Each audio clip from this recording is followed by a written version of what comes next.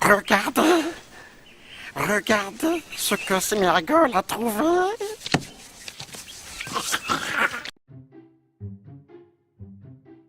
D'après Galilée, le grand livre de la nature est écrit en langage mathématique. À travers cette capsule, nous allons aborder un chapitre de ce livre consacré aux réactions acido-basiques. Pour introduire cette vidéo, observons la bouteille suivante qui contient du vinaigre ménager et intéressons-nous plus particulièrement à l'indication qui est portée ici, 12 degrés. Le but va être de définir à quoi correspond cette valeur numérique et vérifier si sa valeur est juste. Dit autrement, l'indication portée sur l'étiquette est-elle juste? Pour répondre à cette question, nous allons d'abord définir ce qu'on appelle les réactions acido-basiques, ensuite nous verrons la grandeur pH et enfin nous verrons une technique qui permet de déterminer la concentration d'un soluté en solution qu'on appelle le titrage. Au cours d'une réaction acido-basique, deux espèces chimiques réagissent, un acide et une base. Qu'est-ce qu'un acide? Un acide, ça va être une espèce chimique qui va être capable de céder un proton. Le proton est appelé aussi ion H+. Alors voici un exemple avec l'acide éthanoïque. Vous voyez le schéma de Lewis. Que va-t-il se passer? En fait, c'est l'hydrogène qui est fixé à l'oxygène avec cette doublé d'électrons liant ici. Donc ça va se rompre à cet endroit-là et le doublé de liaison va appartenir entièrement à l'oxygène. Vous voyez apparaître ici le signe moins puisque l'oxygène aura gagné un électron. Le H, lui, va partir sans son électron, donc devenir un proton. Et donc il se forme ici l'ion éthanoate et donc le proton. Qu'est-ce qu'une base? Une base, ça va être l'inverse d'un acide, c'est-à-dire c'est une espèce chimique qui va être capable de capter cette fois-ci un proton. Alors l'ion éthanoate est une base, puisqu'elle peut capter un proton pour donner l'acide éthanoïque. Donc voici un autre exemple de base, l'ammoniac. Et là vous voyez donc l'ammoniac qui est constitué d'un atome d'azote et 3 atomes d'hydrogène va au niveau de ce doublé non liant pouvoir capter un proton. Donc ce proton qui est ici va se fixer là. En fait le doublé non liant va devenir un doublé liant. Donc l'azote va perdre un électron, donc il va se charger positivement. Et le proton lui va gagner un électron, donc va devenir sans charge. Qu'est-ce qu'un couple acide-base? Un couple acide-base est constitué d'un acide et de sa base conjuguée. Entre les deux membres du couple, il va y avoir un échange d'un proton H+. Alors, on va prendre des exemples pour illustrer cette définition. Ces exemples seront en lien avec la diapo précédente. Donc le premier exemple, c'est l'acide éthanoïque, l'ion éthanoate. Donc je vous fais apparaître ici deux espèces chimiques citées, donc acide éthanoïque, ion éthanoate. Donc vous voyez qu'on peut écrire ce qu'on appelle ici une demi-équation qui va relier donc ces deux espèces. Donc ici l'acide va céder le H+, donner naissance à l'ion éthanoate plus le proton. Donc l'acide, la base et le proton. Deuxième exemple, le couple ion ammonium-ammoniac. Donc voici l'écriture du couple avec formule chimique des deux espèces chimiques, l'ion ammonium, l'ammoniac. Et ça c'est la demi-équation correspondante. Donc l'acide est en premier, il libère un H+, et donc il reste NH3. Acide, base et le proton. On va maintenant citer d'autres couples qui sont particuliers parce qu'ils vont mettre en jeu la molécule d'eau. Et dans un premier temps, la molécule d'eau sera en tant qu'acide dans le couple et après on le verra en tant que base dans le deuxième couple. Donc lorsque l'eau est un acide dans le couple, ça veut dire que l'eau va libérer un proton. Donc si j'enlève un H plus H2O, ça me fait HO-, on appelle ça l'ion hydroxyde, et donc libérer le proton. Donc j'ai bien un couple H2O, HO-. Deuxième couple où l'eau cette fois-ci va être une base. Donc la base va capter un proton. Donc H2O plus un proton, ça donne naissance à H3O+, on appelle ça l'ion oxonium. Donc c'est le couple ion-oxonium, donc l'acide, et la base, l'eau, et donc j'écris le couple H3O+, H2. L'eau, on l'a vu ici, joue le rôle à la fois d'acide et de base, donc on dit que c'est une espèce amphotère, parce qu'elle peut être à la fois l'acide dans un couple et la base dans un autre. À noter, ça c'est ce qu'on appelle la demi-équation d'un couple, et ça c'est le couple, et toujours le couple est écrit d'abord la forme acide, puis la forme basique. Qu'est-ce qu'une réaction acido-basique? Une réaction acido-basique est un transfert de protons H+, entre l'acide d'un couple et la base d'un autre couple. Ne pas confondre avec une demi-équation, où là c'était l'acide et la base du même couple. Alors pour bien comprendre, on va prendre l'exemple d'abord de l'acide éthanoïque qui réagirait avec l'ammoniac NH3. D'abord, je vais vous écrire la demi-équation correspondant au premier réactif qui est ici l'acide éthanoïque. Donc, comme on l'a vu tout à l'heure, la demi-équation, c'est l'acide éthanoïque donne l'ion éthanoate plus le proton. Ensuite, j'écris la demi-équation correspondant à la base, donc la base d'ammoniac, mais je retourne l'équation. Pourquoi? Parce que si je l'avais écrit comme sur la diapo précédente, j'aurais écrit NH4+, donc l'acide, donne NH3 plus H+, mais ici, comme l'autre réactif c'est la base, je fais apparaître la base du même côté que l'acide éthanoïque. Donc je vais écrire NH3 plus H+, égale NH4+. Une fois que j'ai écrit ces deux demi-équations, je vais les sommer. Et vous voyez qu'en faisant l'addition de demi-équations, les deux H+, de chaque côté de l'égalité ici, vont s'éliminer. Et donc il va nous rester l'acide éthanoïque plus l'ammoniac donne l'ion éthanoate et l'ion ammonium. Alors vous voyez là, je vais en profiter pour bien distinguer le égal qu'on a marqué ici dans toutes les demi-équations et ici la flèche de la réaction. C'est pour bien comprendre que ça, ce n'est pas une réaction chimique, c'est une demi-équation. En fait, c'est un outil pour écrire la réaction chimique acide-base ici. Donc c'est un outil intermédiaire si vous voulez. Et là, c'est vraiment la réaction chimique, donc l'équation de la réaction chimique. Un deuxième exemple avec l'acide éthanoïque et l'eau. Donc toujours pareil, l'acide éthanoïque sera l'acide et l'eau la base. Donc voici la première demi-équation correspondant à l'acide, donc c'est la même qu'ici. Ensuite j'écris la demi-équation correspondant à l'eau en tant que base. Donc l'eau en tant que base va capter un proton et donner un H3+. Donc là elle est bien écrite dans le bon sens, vous voyez que l'eau c'est le deuxième réactif, donc l'acide et l'eau, donc ils sont du même côté, donc tout va bien. Et donc quand je somme ces deux demi-équations, les deux H+ s'éliminent, ça aussi ça prouve qu'on ne s'est pas trompé. Et donc il nous reste l'acide éthanoïque plus l'eau donne l'ion éthanoate plus l'ion oxonium. Qu'est-ce que le pH? Avant de répondre à cette question, on va préciser qu'une solution est dite acide lorsque sa concentration en ion oxonium, H3O+, est grande. Donc retenez bien que le caractère acide d'une solution est défini par la concentration en ion H3O+. La notation qui est ici avec les crochets, ça signifie concentration. Ceci. Pour bien le comprendre, je fais apparaître une échelle volontairement orientée de la droite vers la gauche en concentration en H3O+, exprimée en mol par litre. Et je vous fais apparaître des valeurs limites, on va dire. Alors la plus grande c'est 10-1 ici mol par litre, la plus petite 10-13 mol par litre, donc très peu concentré, très concentré, et au milieu 10-7 mol par litre. Et donc par rapport à ces valeurs, au milieu donc on considère que la solution c'est de l'eau pure, elle est ni acide ni basique. Entre 10-7 et 10-1 c'est une solution acide, donc concentrée en ion H3O+, et entre 10-7 et 10-13 c'est une solution dite basique, c'est-à-dire très peu concentrée en ion oxonium. Maintenant je vais définir le potentiel. Alors pH signifie potentiel hydrogène. Le P doit être un P minuscule et le H un H majuscule, puisqu'en fait le H c'est le symbole de l'élément hydrogène. Donc ça va être une grandeur chimique qui n'aura pas d'unité et qui va nous permettre de quantifier le caractère acide d'une solution. Donc je vous fais apparaître l'échelle de pH qui est cette fois-ci le sens classique, c'est-à-dire de gauche à droite. Je fais correspondre aux valeurs limites que j'avais mis en concentration, les valeurs du pH. Donc pour 10-7 on a 7, pour 10-1 on a 1 et pour 10-13 on a 13. Plus le pH est petit, plus la solution est acide. Donc maintenant la question qu'on va se poser c'est comment est-ce qu'on passe de la concentration au pH. Et après on verra comment on passe du pH à la concentration en mol par litre. Pour passer la concentration au pH, vous avez tous remarqué que vous voyez le 1 là, c'est ce qu'on retrouve ici, le 7 là, là et le 13.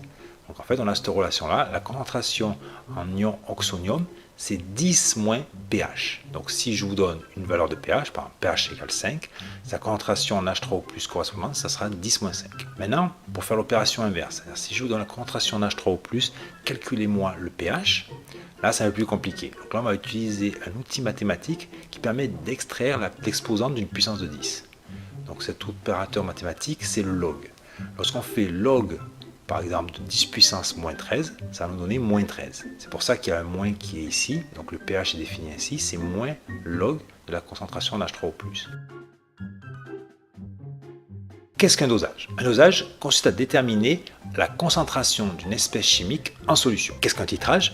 Un titrage, c'est un dosage en fait où l'on va utiliser une technique particulière qui consiste à faire réagir deux réactifs dont l'un des réactifs est l'espèce à doser. On notera A, l'espèce à doser, et B, l'autre réactif. Alors maintenant, je vais vous présenter le matériel qui est nécessaire pour réaliser un titrage. Alors tout d'abord, il y a ce qu'on appelle la burette. C'est ici ce que vous voyez là. avec là le robinet. Cette burette est fixée grâce à un support qui est ici. Et au pied du support, vous allez avoir donc un bécher qui va contenir le milieu réactionnel, avec en dessous un agitateur magnétique qui va entraîner ici un barreau aimanté pour maintenir homogène la solution dans le bécher. Ensuite, on va utiliser pH mètre qui nous permet de mesurer le pH grâce à sa sonde de pH métrique qui va tremper dans la solution où va avoir lieu la réaction chimique. Ensuite, au niveau des solutions, on va distinguer les deux solutions. Alors la solution qui va contenir l'espèce à doser, on va appeler ça la solution attitrée. Donc souvent, titré, dosé, on considère que c'est quasiment la même chose, hein. Donc parfois je dirais solution à doser ou solution attitrée. Voilà, le vrai terme c'est solution attitrée. Donc cette solution attitrée, sa concentration bien sûr sera inconnue, c'est ce que l'on cherche à déterminer. Et on aura versé un volume précisément de solution attitrée. Et la solution que nous allons retrouver dans la burette, on va l'appeler la solution titrante. Donc là, c'est l'espèce chimique B. Sa concentration, elle, va être connue. Et l'objectif, ça va être de mesurer le volume de la solution B qui va être nécessaire pour permettre d'atteindre ce qu'on appelle le point d'équivalence. Nous allons voir ce qu'est l'équation de la réaction support du titrage. Donc on vient de voir qu'un titrage, c'est un dosage qui mettait en jeu une réaction chimique. Donc voici l'équation de cette réaction. De manière générale, j'appelle A donc le réactif attitré, B le réactif titrant et petit a, petit b les coefficients respectifs de ces deux réactifs. Ici vous avez donc les produits avec leurs coefficients stoichiométriques. Alors, quelle propriété doit posséder la réaction? Elle doit posséder trois propriétés. La première, c'est qu'elle doit être totale. Qu'est-ce que ça signifie? Il y a des réactions qui sont dites équilibrées où la réaction ne s'arrête pas lorsqu'un des deux réactifs est épuisé. Nous, au contraire, on veut que c'est total. C'est-à-dire que dès qu'on verse un peu de réactif B, il doit entièrement réagir avec A tant que A est présent. Ensuite, la réaction doit être rapide, c'est-à-dire que la réaction ne doit pas mettre un quart d'heure, une demi-heure pour avoir lieu. Dès que le réactif B est au contact du réactif A, il doit réagir. Et dernière propriété, elle doit être unique. Imaginez qu'il existe une deuxième réaction en compétition, c'est-à-dire que le réactif B va réagir avec un autre réactif en compétition avec le réactif A. Ça ne sera pas normal puisqu'en fait ça va modifier mes équations que je vais faire plus tard puisque toute la quantité de matière de B n'aura pas réagi avec le réactif A. Ensuite, on va définir ce qu'on appelle l'équivalence. Alors l'équivalence est définie ainsi, c'est lorsque l'on a versé suffisamment de réactifs titrant B pour que les deux réactifs A et B soient en proportion stoichiométrique. Pour bien comprendre, on va considérer que A et B sont égales à 1. À ce moment-là, l'équivalence est atteinte lorsque j'ai versé autant de quantité de matière de réactif B qu'il y avait initialement de réactif A dans le bécher. Par contre, si on a des coefficients différents de 1, voici la relation que vous devez avoir en tête, c'est-à-dire que la quantité de matière initiale de réactif A divisée par son coefficient stoichiométrique à l'équivalence va être égale à la quantité de matière de B que vous allez verser à travers la burette divisée par son coefficient stoichiométrique. On peut faire apparaître la concentration en remplaçant les quantités de matière par le produit concentration fois volume, puisque vous rappelez la concentration c'est des moles par litre, le volume des litres, on retrouve bien la quantité de matière en moles. Donc voilà la relation que l'on va utiliser. Comment détectons l'équivalence? Il existe plusieurs techniques. La première, c'est le changement de couleur. Imaginez que votre réactif attitré ait une couleur particulière en solution. Lorsqu'on atteint l'équivalence, donc le réactif attitré disparaît. Donc cette coloration va disparaître. Ça nous permet de visualiser donc l'équivalence et donc la détecter. De la même façon, on peut aussi utiliser un indicateur coloré, rajouté donc dans la solution contenue dans le bécher. Il suffit que cet indicateur coloré change par exemple en fonction du pH, parce qu'on va voir que le pH peut varier au cours d'un titrage et notamment au moment de l'équivalence. Donc justement, deuxième technique, c'est mesurer le pH et constater une variation du pH qui va nous indiquer donc le point d'équivalence. Nous allons imaginer un titrage d'une solution d'acide éthanoïque par de la soude. Donc je fais apparaître ici l'équation de la réaction support du titrage. Donc ici vous avez l'acide éthanoïque qui réagit, donc ça c'est le réactif attitré, qui va réagir avec le réactif titrant, qui est l'ion hydroxyde contenu dans la soude, et ça va former donc l'ion éthanoate et de l'eau. Là je vous fais apparaître la courbe et donc là le schéma du montage. Vous imaginez, donc ici vous avez la solution d'acide éthanoïque et dans la burette la solution de soude avec les ions hydroxyde qui vont être au contact de la solution d'acide éthanoïque. Alors, sur le graphe, il y a deux courbes. Nous allons commencer par la première, en rouge, elle correspond au pH. Donc, en fait, c'est le pH en fonction du volume de la solution titrante versée à travers la burette. Donc, lorsqu'on a versé aucun réactif titrant, en fait, la solution contient que de l'acide éthanoïque, donc il va libérer des protons qui vont se fixer avec l'eau, et donc la solution sera acide. On aura un pH de 1 et quelques. Alors qu'est-ce qui se passe lorsqu'on va verser de la solution de soude, donc des ions hydroxydes?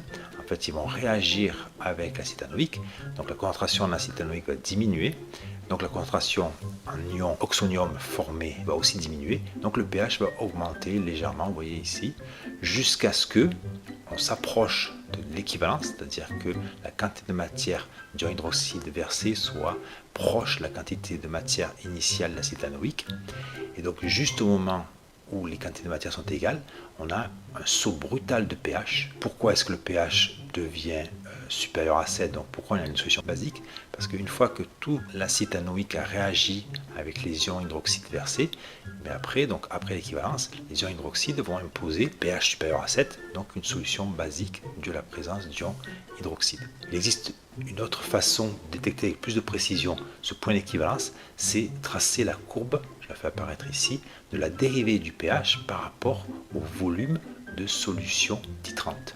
Et on a cette courbe bleue avec un maximum au niveau du point d'équivalence. Pourquoi? Parce que vous voyez sur la courbe rouge là, on a ce qu'on appelle un point d'inflexion. Mathématiquement, ça s'appelle comme ça. Et la propriété, c'est que quand on a un point d'inflexion, sa dérivée est maximale. Donc c'est un moyen de détecter avec plus de précision. Vous voyez ici, on va lire sur l'abscisse au niveau du maximum de la courbe en bleu, le volume équivalent. Pour conclure, revenons à la question qu'on s'était posée lors de l'introduction et qui était la suivante: est-ce que l'indication portée sur l'étiquette est-elle juste? Alors l'indication, vous vous rappelez, c'était le 12 degrés là, on peut lire aussi ici concentré à 12%. Mais au préalable, il faut préciser que le vinaigre, donc la solution qui contient dans la bouteille là, c'est une solution aqueuse dont le soluté est de l'acide éthanoïque. Que signifie ce 12 degrés ou 12%? Les deux notations peuvent être utilisées. C'est ce qu'on appelle le titre en masse, que l'on notera nous petit t. Il signifie que, c'est pour ça que le pourcentage il est en fait mieux adapté pour définir ce qu'est le titre en masse, puisque ça veut dire que pour 100 grammes de solution, donc 100 grammes ici de vinaigre, on a 12 grammes espèce chimique active, c'est-à-dire ici l'acide éthanoïque. Donc 12 grammes de CH3COH pour 100 grammes de solution. Donc là maintenant je vais vous montrer comment je vais convertir ce titre exprimé en pourcent en concentration en mol par litre. Première étape, je vais convertir mes 12 grammes d'acide éthanoïque en quantité de matière. Pour ça, je vais utiliser la masse molaire de l'acide éthanoïque qui vaut 60 grammes par mol. Si je divise ma masse d'acide éthanoïque par sa masse molaire, je vais obtenir la quantité de matière correspondante, donc 0,20 mol. Ensuite, grâce à la densité qui apparaît ici au niveau de l'étiquette, donc ici qui vaut E, je vais calculer le volume correspondant à 100 grammes de solution. Donc j'ai besoin de la masse volumique que je déduis grâce à la densité, et je peux l'exprimer, donc là elle est exprimée en kg par mètre cube, et je la convertis en grammes par litre, donc c'est aussi 1000 grammes par litre. Et donc si je veux trouver le volume correspondant à 100 grammes, j'ai qu'à diviser 100 par 1000, et donc j'obtiendrai un volume en litres, donc de 0,10 litres. Donc une fois que j'ai ces deux valeurs numériques, il suffit de faire le rapport 0,20 sur 0,2 et ça me donne 2 mols par litre. Donc 12% titre en masse correspond à une concentration en quantité de matière de 2 mols par litre. Alors là, je vais vous faire apparaître une relation qui résume tout ce qu'on vient de faire. En fait, si vous prenez cette relation, ça marche. La concentration exprimée en mol par litre, on peut dire que c'est 10 fois le titre exprimé en pourcentage, fois la densité, qui n'a pas d'unité, divisé par la masse molaire du soluté étudié. Et donc si on fait ce calcul, on obtient la concentration en mol par litre. Que peut-on faire pour vérifier ce titre en masse? En lien avec ce que l'on a vu au préalable, on va utiliser un titrage. Donc dans le bécher ici, on va mettre la solution à titrer, qui est donc le vinaigre ménager. On a estimé environ sa concentration en acide éthanoïque de 2,0 mol par litre. On prélève 10 ml de vinaigre que l'on place ici, et la solution titrante sera une solution de soude. La concentration de la solution de soude, elle est fixée, elle est ici de 0,20 mol par litre. Nous allons maintenant écrire l'équation de la réaction support du titrage. On l'avait déjà écrite au préalable. Donc la molécule active du vinaigre ménager qui va réagir avec les ions hydroxydes pour former l'ion éthanoate et de l'eau. À l'équivalence, on écrit que la quantité de matière du réactif attitré, donc ici l'acide éthanoïque, va être égale à la quantité de matière d'ion hydroxyde qui aura été versée à travers la burette. Et donc là, après, je fais apparaître les volumes et les concentrations. Si la concentration vaut 2,0 mol par litre, quel sera le volume équivalent de la solution de soude? Donc je vais isoler le volume équivalent de cette équation-là. Donc j'obtiens ceci et je trouve 100. Alors Alors cette valeur est bien trop grande. Une burette en général c'est 25 ml. Alors quelle sera la solution pour résoudre ce souci? En fait on va tout simplement diluer la solution de vinaigre ménager attitré. Donc si je divise cette concentration par 10, donc je fais une dilution par 10, mon volume équivalent va être lui aussi divisé par 10. Donc je fais une dilution de vinaigre par un facteur 10, donc ma nouvelle concentration de la solution attitrée sera autour de 0,2 mol par litre. Imaginons que l'on réalise le titrage et qu'on mesure un volume équivalent de 9,7 ml. Une fois qu'on a déterminé ce volume équivalent, donc je vais vous montrer la procédure à suivre. Donc on écrit que à l'équivalence, la quantité de matière d'acide éthanolique, donc le réactif attitré, est égale à la quantité de matière d'ion hydroxyde, le réactif titrant. Ensuite, je fais apparaître les concentrations et les volumes, et là je vais cette fois-ci isoler la concentration en acide éthanoïque, en fait ce que je recherche. Donc ça me donne ceci. Là, j'ai plus que l'application numérique à faire. On fait l'opération et on trouve 0,194 mol par litre. Pour retrouver la concentration en acide éthanoïque dans le vinaigre ménager, je vais multiplier par 10 la valeur que j'ai obtenue ici et donc j'obtiens 1,94 mol par litre, la concentration en acide éthanoïque dans le vinaigre ménager. Une fois que je suis là, maintenant, je vais repasser de cette concentration en quantité de matière au titre en masse. Donc pour ça, je vais m'appuyer sur la relation qu'on avait établie au préalable, qui disait que la concentration en quantité de matière, c'est 10 fois le titre en masse fois D, la densité, divisé par la masse molaire. Cette fois-ci, je cherche le titre en masse. Donc je vais isoler T, T égale C fois M, que divise 10D, et je vais faire l'application numérique, et on trouve 11,6%. Une fois qu'on est là, il ne reste plus qu'à comparer notre résultat avec ce qui était marqué sur l'étiquette, donc pour appeler 12%. Pour quantifier cet écart, on peut calculer ce qu'on appelle l'écart relatif. Ça consiste à calculer l'écart, donc positif, donc je fais la valeur la plus grande, 12 moins 11,6.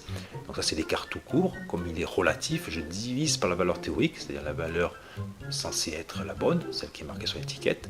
Et pour l'avoir en pourcentage, je fais fois 100. Donc si on fait ce petit calcul, on trouve 3,3%. Tant que l'écart relatif est inférieur à 10%, moi je considère que c'est juste. Donc là, je peux conclure que l'indication sur l'étiquette est juste. Je vous remercie pour votre écoute et je vous souhaite bon vent les scientifiques. Allez, va-t'en et ne reviens jamais.